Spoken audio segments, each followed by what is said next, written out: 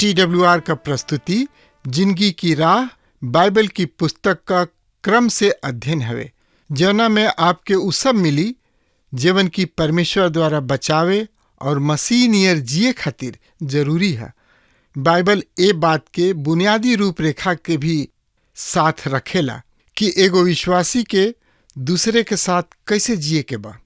जे यीशु के पाछा चलेला, कृपा करके देखी सुनी ताकि परमेश्वर आपकी जिंदगी का रास्ता बतावस। मित्र भाई बहन, आज हमनी के देखे के यशायाह नबी की किताब 24 अध्याय के और 15 पद से हमनी के शुरू करके आई एकरा बारे में विचार विमर्श कइल जाओ और ई पद का बता रहल बा एकरा बारे में जानकारी खातिर वो हमरा संगे आपन पवित्र शास्त्र बाइबल निकाल ली। यशायाह नबी की किताब 24 अध्याय 16 पद से हम पढ़े जा रहल बनी। एमे एह तरी से लिखल बा, पृथ्वी के छोर से हमरा ई गीत सुनाई पड़ता, ओ धर्मी के महिमा होके। पर हम कहले बानी, हाय हाय हम नाश भइनी, विश्वघात करेलन, उ बड़ा ही विश्वघात करेलन। मित्र, हम दुख में छीड़ हो रहल बानी। यशायाह के काल में भयानक विनाश देखले। उ कहे लगले कि उ आशंका, पीड़ा और शोक से बेचैन होके कमजोर हो गइलन। उ जानत रहन कि ई एगो बहुत ही भयानक समय होई। हमनी के प्रभु एकरा बारे में बहुत ही उल्लेखनीय शब्द में कहले बाड़न। वही दिन ऐसन घोर पीड़ा होई जैसे कि पृथ्वी के शुरू से अब तक कबहुओ ना भइल होखी और ना कबहुओ होई। यदि उ दिन घटा दिहल जाओ तो कोनो मनुष्य बचे ना पाइत, पर चुनल गइल लोगन के कारण वो दिन घटा दिहल जाई। यशायाह नबी की किताब 24 अध्याय के 17 पद एह तरी से बता रहल बा, हे पृथ्वी के निवासी, आतंक गड़हा और फंदा तोहनी लोग के सामने बा। मित्र, ये पद में ओह दिन अर्थात महाक्लेश काल में पृथ्वी के समस्त रहे वाला के 3 गो जोखिम सब के सामना करे के पड़ी। पहल का भय। इस समय भय से आजादी मिल ही नहीं खे सकत। उन्हीं लोग चारों ओर से भय से घेराइल रही हैं। दूसर कहा गड़हा। इस सही में मृत्यु के भय है। आज हमनी के भारतवासी ही ना, समस्त संसार आणविक हथियार के ओर बढ़ रहा बा, यानी कि एक और होड़ देख के साक्षात मृत्यु के सामना कर रहा बा। और बम केवल मृत्यु ही ना, एगो अनोखा दुख यानी कि मृत्यु की संदेश है। परमेश्वर समस्त मानवता के नष्ट ना होके दी हैं। मसीह यीशु सूचित कैले रहन कि परमेश्वर अपना कृपा दृष्टि में ओह अतिशय यातना के दिन सबके घटा देवले बाणे, अन्यथा कोनो भी मनुष्य ओह कष्ट में जिंदा ना रह पाई। तीसर का है फंदा। ई धोखा या छल के पर्याय है। मसीह यीशु जैतून पहाड़ पर अपना चेलन से भविष्य की घटना सब के बारे में बातचीत करत रहले। उनकर वर्णन यहाँ महाक्लेश काल की घटना सब के वर्णन से ठीक मेल जोल खाता। मसीह यीशु कहले रहन, सावधान रह लोग, केहू तोहनी लोग के धोखा ना देव। मित्र, ई संभव बा कि इस समय लोग ई विश्वास कर रहल बाणे कि हमनी के मिलेनियम में घुस यानी कि प्रवेश कर रहल बानी जा। हमनियों के भी संसार के नेता सबके आश्वासन सबके कारण ई विश्वास होखे लागता कि हमनी के स्वर्ण युग में प्रवेश कर रहल बानी जा। पर पवित्र शास्त्र के प्रकाशन के आधार पर हमनी के बस इहे कह सकतानी जा कि उ कोनो स्वर्ण युग या मिलेनियम नइखन ले आ रहल। उ हमनी के केवल महाक्लेश काल के ओर ले जा रहल बने और तब मसीह विरोधी अपन अधिकार स्थापित कर दी हैं। घटनाक्रम जन सधारत पर ई प्रभाव छोड़ी कि सब कुछ उत्तम और आदर्श होखे लागल बा। हमने के अब मिलेनियम में प्रवेश कर रहल बन जा, पर सत्य यह बाकी उ महाक्लेश काल में प्रवेश के झलक देख रहल हुई हैं। मसीह विरोधी के एगो पहचान यह है उछल कपट के साक्षात नमूना हुई, काहे कि ओकर बाप शैतान है। आज ऐसन बड़ बा ओह लोगन के जनसंख्या जौन की धोखा में राखल जा रहल बाने। ओहनी लोग की जिंदगी संबंधित विषय में धोखा दिहल जा रहल बा। तन की साफ विचार करी, सर्वेक्षण करी। आज कतना लोग अपना अनंत जिंदगी के विषय विचार भी कैल करलन। ओहनी लोग तो ई मान ले बाने कि मृत्यु ही आखिरी पटाक्षेप है, मृत्यु भइल, सब कुछ खत्म हो गइल। कुछ लोग यह धोखा में बाने कि हमनी के अब सर्वोच्च कोटि के वैज्ञानिक हो गइल बानी जा। ओहनी लोग नैखन मानत की पवित्र शास्त्र बाइबल के पहला 11 अध्याय विश्वास जोग है। उ आपन पवित्र शास्त्र उत्पत्ति 12 से शुरू क के यहूदा के पत्र पर समाप्त करत हणे। काहे कि प्रकाशित वाक्य पवित्र शास्त्र के आखिरी किताब ओहनी लोग के नजर में व्यर्थ बा, परिकथा तुल्य बा। यह एगो उच्च धोखा और एकर उद्गम ओहनी लोग के बाप शैतान उत्पत्ति के शुरू वाला अध्याय तथा सब प्रकाशित वाक्य किताब से आसिम घृणा करला। काहे कि एकरा में ओकरा खातिर नियुक्त और प्रतीक्षारत दंड के समस्त घोषणा है। उ तो अपना संतानन के धोखा में राखी ही राजनायक नेता हमन के धोखा में रख सकताने। समाचार पत्र और टीवी के समाचार यानी कि न्यूज के द्वारा रुआ के धोखा दिहल जा सकता। घटना सब के समाचार में का सेंसर कइल जाता और का जनता खातिर छोड़ल जाता। एकरा से ई स्पष्ट हो जाता कि हमनी के कैसन कैसन धोखा दिहल जा रहल बा। चारों ओर धोखा ही धोखा बा। कानून व्यवस्था विश्वास जोग न रहल, गवाह खरीदल जाले, सत्य के दबावल जाला। डॉक्टरी वाला एरिया यानी कि क्षेत्र में धोखा ही धोखा बा। रोगी सब के धोखा में रखल जाला कि ओकरा से और रुपया लिहल जाओ यानी कि ऐंठल जाओ। हर क्षेत्र में धोखा खातिर पर्याप्त विस्तार संभावना है। हर क्षेत्र में एगो केवल सच्चा सहायता एगो मसीह यीशु कीने बा। यदि रुआ धोखा से बचे चाहतानी तो रुआ तनकियो मत ल जाई, प्रभु यीशु कीने आ जाई। परमेश्वर पिता उनके के हमनी खातिर बुद्धि बना के हमनी के बीच में भेजले बाणे। हमनी के केवल एगो आशा उहे हमें। मित्र, महाक्लेश काल में मसीही विरोधी सब संसार के खूब बढ़िया तरी धोखा देत चलल जाई और ओकरा के देख मन ही मन मुस्कुरा के कही बेवकूफ।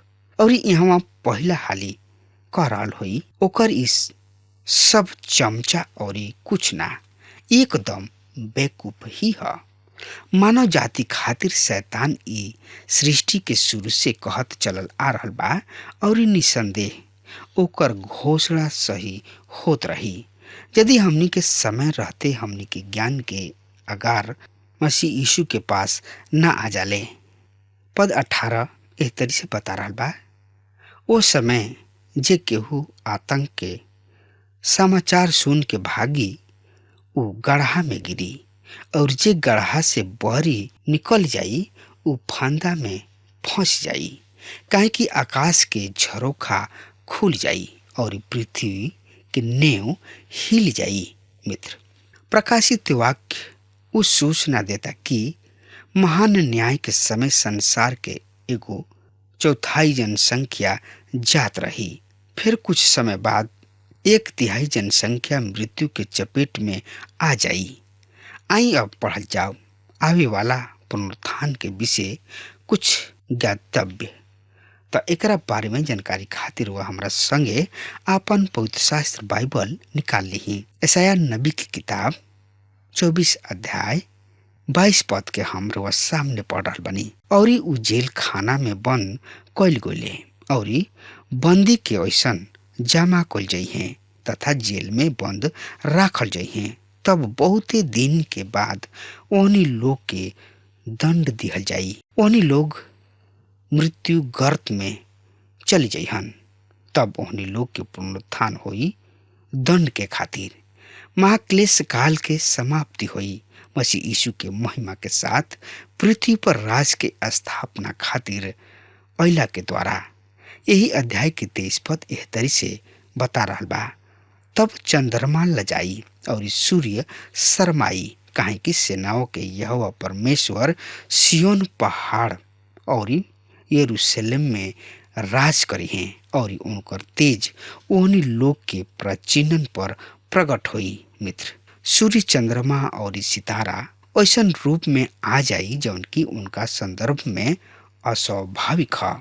यहाँ सृष्टिकर्ता राजा के पृथ्वी पर अवतरण के समय प्रवृत्ति भी अपना ही ढंग से जवाब दी। केवल मसीह यीशु ही हमें जौन की महाक्लेश काल के खत्म करे में समर्थ हमें। केवल मसीह यीशु, काहे कि उ पृथ्वी पर धार्मिकता और न्याय के शासन स्थापित करे अहन। अध्याय 25, 26 और 27 के विषय एक ही है। आगामी राज्य, मिलेनियम राज्य या महिमा वाला बरिस राज्य। जब मसीह यीशु पृथ्वी पर अहन उ महाक्लेश काल के अंत कर दिहे और पृथ्वी पर आके आपन राज्य स्थापित करिहे। और वह देख ले बानी कि सब भविष्यवाणी सब पूरा हो चुकल बा। कोनो संदेह नहीं खे कि ई शेष भविष्यवाणी पूरा ना होई। धोखा मत खा, ई परमेश्वर के वचन है, ई पूरा होके ही रही। तब जी हाँ, पृथ्वी पर शांति के राज के स्थापना हो सकी। संसार के कोनो भी सशक्त से सशक्त राष्ट्र कोनो कोशिश काहे ना कले, शांति संभव नहीं के जब तक युद्ध ना हुई। शांति नहीं के हो सकत। शांति मानव अंत मरण के एगो भाव है। ई घृणा और ई आतंकवाद, ई है जलन, ई स्वार्थ को बहु शांति संसार में आवे ना दही। संसार ऐसे ने बनल रही जब तक कि मसीह यीशु संसार में ना आ जाइहन, यानी कि यह पृथ्वी पर ना आ जाइहन। और उहे शांति के राजकुमार हमें। अध्याय 25 और 26 में हमनी के राज के युग में प्रवेश कर रहल बन जा। राजा आ रहल बने, उनका साथ पृथ्वी पर सड़क के राज के स्थापना हुई। इस समस्त पुराना नियम के घोषणा है। जब यूहन्ना बपतिस्मा से सेवा शुरू कैलन, उनकर एक ही गवाही रहे, एक ही संदेश रहे, पश्चाताप कर लोग, सड़क राज निकट आगुल बा। तब मसीह यीशु ई विषय अपना अधिकार में ले लिहलन। सड़क के राज निकट आगुल बा, पर उनका के अस्वीकार क दिहल गुल रहे। उनका के राजा के रूप में देखल उनका खातिर असंभव सिद्ध भ गइल। उ हर एगो से कहलन, यानी कि कहले, हमरा किने आव लोग, तोहनी लोग जौन की मेहनत और मजदूरी और बोझ से दबाइल बाड़ा लोग, तोहनी लोग के आराम के केवल हमरा किने जगह बा। प्रभु के न्योता आज भी वही तरी खुलल बा। हमनी के ई कर्तव्य हो जाता कि हमनी की सब तक, हर एगो मानव तक ई संदेश पहुंचावल जाओ कि उ अपना आजादी इच्छा के प्रयोग करत उनका पास हमनी के आई जा। रवा के शायद ए तथ्य के बोध ना होके, किंतु ई एगो सत्य यानी कि तथ्य है कि आज रुआ एगो निर्णय ले रहल बानी। रुआ यही समय मसीह यीशु के स्वीकार कर रहल बानी या उनका के ठुकरा रहल बानी। रुआ अब ही आपन आजाद इच्छा के प्रयोग कर रहल बानी। ये दुगो के सिवा कोनो दूसरा स्थिति होला ही ना जौन की मसीह यीशु के ओर ना, वो उनका विरुद्ध है। 25 अध्याय में एगो बहुत ही सुघर गीत बा। 3 अंतरा वाला एगो सुघर गीत। 12वां अध्याय के समान ही एगो गीत के गाना ह। एकरा में केवल आनंद ही आनंद के रंग छौले बा। प्रिय श्रोता मित्र भाई बहन, त एकरा बारे में जानकारी खातिर हुआ हमरा संगे आपन पवित्र शास्त्र बाइबल निकाल लेनी। हाँ, तो ओमे देखी यशायाह नबी के किताब 25 अध्याय के 1 पद एह तरी से बता रहल बा। हे यहोवा, तू हमार परमेश्वर हवा, हम तोहरा के सराहब, हम तोहरा नाम के धन्यवाद करब, काहे कि तू अद्भुत काम कैले बाड़ा। तू प्राचीन काल के योजना सच्चाई से पूरा कैले बाड़ा। उ योजना जौन की रुआ शुरू से बनौले रही, जौन की विश्वास और सुनिश्चित रहे। ई स्तुति प्रशंसा परमेश्वर द्वारा छोड़ावल गोयला के उपलक्ष्य में कल जात रहे। ई ओह दिल के गीत ह जौन की रुआ आनंद के सीमित ना रहल, ओकर आनंद छलक छलक पड़ता। एकर कारण ई बाकी आराधक अभी पहचान ले हैं कि परमेश्वर के हमें और उ उनका खातिर का कोइले बाणे। ई कोनो साधारण आराधना ना ह कि उ संध्या काल में गिरजा घर में जा बैठी यह देखत रही कि का हो रहल बा और ई सोचत रही कि यहाँ ई सब का हो रहल बा। यहाँ 25वां अध्याय में गाँव में लीन बने मित्र उ लोग हमें जौन की परमेश्वर की स्तुति प्रशंसा करे खातिर उतावला हो रहल बने। एक तरी से सीमा से बहरी बने ई लोग, काहे कि ओहनी लोग परमेश्वर के विश्वास योग्यता के देख लेले बाणे। ओहनी लोग ई पहचान लेले बाणे लोग की परमेश्वर सच्चा हमें, ई परमेश्वर के गुण ह। एकरा के समझल मानव बुद्धि सीमा से बहरी के बात बा। भजन 118 के लेखक कहताड़े, मनुष्य पर भरोसा राख के बजाय परमेश्वर पर भरोसा राखल ठीक ह। विश्वास योग्यता पवित्र आत्मा के फल ह। इहे शरीर के कामना भइल करेला। सच्चाई मानव खातिर विपरीत ह। दाऊद कहले रहन, हम उतावलापन में कह ले रही सब मनुष्य झूठा हमें, और एकर समर्थन करत आधुनिक शास्त्री कहले बने, हम दाऊद की बात से 100% सहमत बानी। तू नगर के मलबे के ढेर और किला बंद नगर के खंडहर बना दिहला। विदेश सब के महल सब के नगर अब नगर ना रहल, ओकर फिर से निर्माण ना हुई, सब खत्म हो जाई, कुछ भी ना रही, कुछ भी ना बाचल। उ अपना पूर्व दुश्मन सबसे आजाद क दिहल गइल बने। अब जरूरी ना रहल कि उनका रक्षा खातिर उनका आस पास दीवाल बनावल जाओ। पद 3 यही अध्याय के एह तरी से बता रहल बा, ए कारण शक्तिशाली जाति तोहार महिमा करी, निष्ठुर देश के नगर तोहार सम्मान करी हैं। का सब संसार मसीही बन जाई? हमार इहे विश्वास बा कि ई मिलेनियम राज ह, महाक्लेश काल और ई पाप के रात्रि बीत चुकल बा। मित्र अब हमार समय खत्म हो रहल बा, तब तक खातिर वो हमरा के आज्ञा देही। परमेश्वर रुआ के बहुत ही आशीष देस। आमीन। हमके विश्वास बा कि ई कार्यक्रम आप सब खातिर फायदेमंद सिद्ध भइल हुई। हम चाहतनी कि आप सब आपन आपन आशीष हमरों से बांटी। अगर आप सबके लगे बाइबल से चाहे आपकी निजी जिंदगी से क्यों सवाल होके चाहे क्यों समस्या खातिर प्रार्थना करावे चाहतनी तो हमारी फोन नंबर पर जरूर संपर्क करें। परमेश्वर आप सबके बहुत आशीष प्रदान करें और आज का दिन आप खातिर सुखद बनावे।